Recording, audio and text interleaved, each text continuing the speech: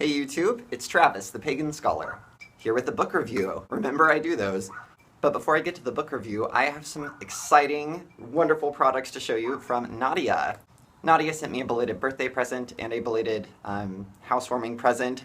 That's totally okay that it's belated because it takes me like months to get stuff in the mail, so no worries on that, Nadia. Thank you so much. So, as we all know, but in case you don't, Nadia runs the shop Lady Jayne's Bewitchery. I highly, highly, highly recommend going there. She has fantastic product. All of it she makes herself, and it's... yeah, okay, so... first off, of course she sent me incense, because we're all incense whores here, you know? My favorite so far has been Witch's Apple. It smells amazing. So before you burn it, it smells kind of like, you know, just your very rich, typical apple scent, but then when you burn it, Marshall said it best, it smells like campfires. So, amazing, amazing products. She sent me Good Fortune, which, it's so clean, but it's also very, very strong. She sent me sandalwood, she sent me lavender, just all of these wonderful, wonderful scents. I mean, I'm burning through them pretty quickly, actually, so I'm going to have to place an order pretty soon. Also, another wonderful thing about Nadia's packages is that they come packaged in these beautiful little... it's all about delivery, and so the packaging is a delight in and of itself. And so this is actually a candle. She sent me a couple of them, and I've got Calm, Cool, and Collected. Let's see what this smells like. Maybe. Here we go.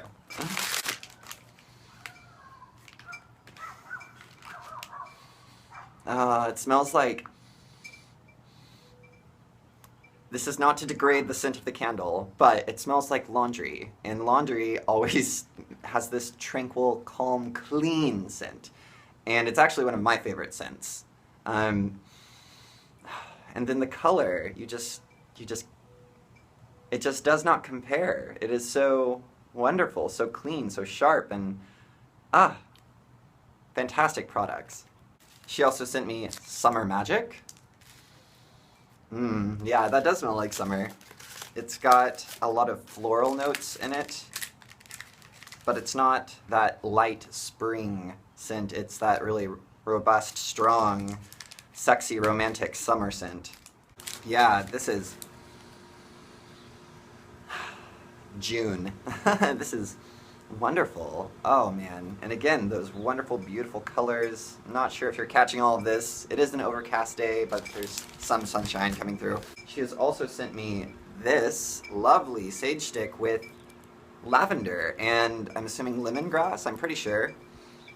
You know how sometimes you buy a smudging stick and it just doesn't really have that vibe of authenticity? This does. Oh man, this is... Also, she sent me this little wonderful jade orb, which I think is fantastic. And it actually fits perfectly on Marshall's altar because he's got a lot of jade energy going on, so good. The last thing that she sent me is actually a book. It's not necessarily a pagan or a witchy book. I haven't started reading it yet because I've been reading the other books that I'm going to review. But it's called Kingdom of Scars by a Gaelic name, Ian Simakin. He's actually the actor who plays Lancelot, I think, in the British Merlin TV series. Nadia has nothing but praise for him and his work, so I'm looking forward to reading this. It's not my immediate cup of tea, because it is a coming-of-age novel, a Bildungsroman, if we remember our college education. It's a coming-of-age story, and apparently, according to Nadia, it is nothing but pure poetry on every single page, so yeah, we're gonna dive into this after I get the other like 5 books that I have lined up reading. So, the book review I promised you. This is connected to Nadia because I finished reading The Fifth Sacred Thing by Starhawk, and I ranted and raved about it so much and loved it so much that she actually went out and bought a copy of it. So I figure I need to do a review of it now. Don't worry, no spoilers. I don't believe in spoilers. but I am just going to give you a basic rundown of the story, of what's going on, and what I feel are its strong points and its weak points. So the author is Starhawk, author of Spiral Dance, one of the, most celebrated contemporary pagan writers, probably the most celebrated contemporary pagan writer. So in the fifth sacred thing, there are two groups of people living in a world that has basically collapsed. There has been an eco-disaster. The planet has become so polluted that we can no longer sustain our society, and everything has been kind of fallen into chaos. There is the pagan group, or the multicultural group, and they're the good guys. They are very blatantly, explicitly pagan, but they're very open and accepting, and they're very eco-centered. They have sustainable agriculture, they have sustainable water systems, and they work with the land in a way that is very pagan. Yes, they believe in magic. There is chi, there is energy pathways that she admits are real in this universe, but for the most part, it's just eco-friendly paganism. The other group is right-wing, die-hard conservatism. Christianity. I'm not saying Christianity is these things, but in this story, the bad guys are super close-minded, super controlling. They control the water, they control food production, they control medicine, all of these things, and it's basically a dystopia. And we have this just like huge divide between the pagan utopia and the super, stereotypical archetypal image of right-wing Christianity dystopia. This book is great. This book is fantastic. However, okay, the first half of the book is 10 out of 10. It's fantastic. The way it's written, there's poetry, there's magic, there's all of these wonderful, beautiful scenes that move you, and it cradles you and guides you along this narrative.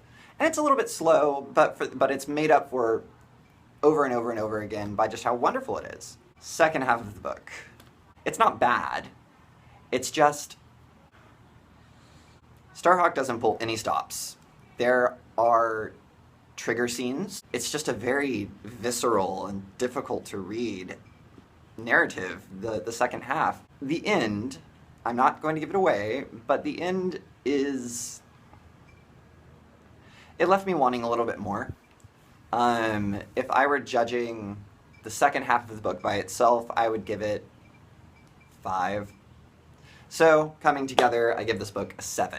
There are a lot of sex scenes. You can tell that this was written by a person who was of the hippie culture of the 70s with free love. The good guys in the pagan utopia basically all have free love. She handles the sex scenes appropriately, and it's not smut. It's nothing to be embarrassed about, but it is... After a while, you're kind of like, okay, all right, that's nice, I mean, the sex scenes are never longer than a page, but they are sometimes frequent. But yeah, it's tastefully done. The violence is dealt with in a very appropriate and mature manner. The scenes that kind of make you go, oh, I wish I hadn't read that, are, again, handled with in a very judicious way. But yeah, it's a very good read. I recommend it.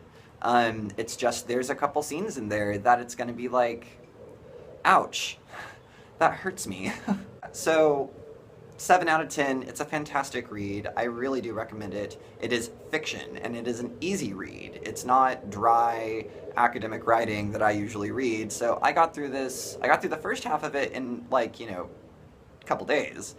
The second half, I had to go slower. I couldn't just swallow it whole because it's so awesome. It's like, oh, no, let's slow down because this kind of hurts to read.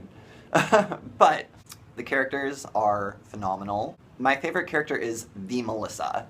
The Melissa. Not Melissa, the Melissa. And you'll just have to read the book to find out more about her.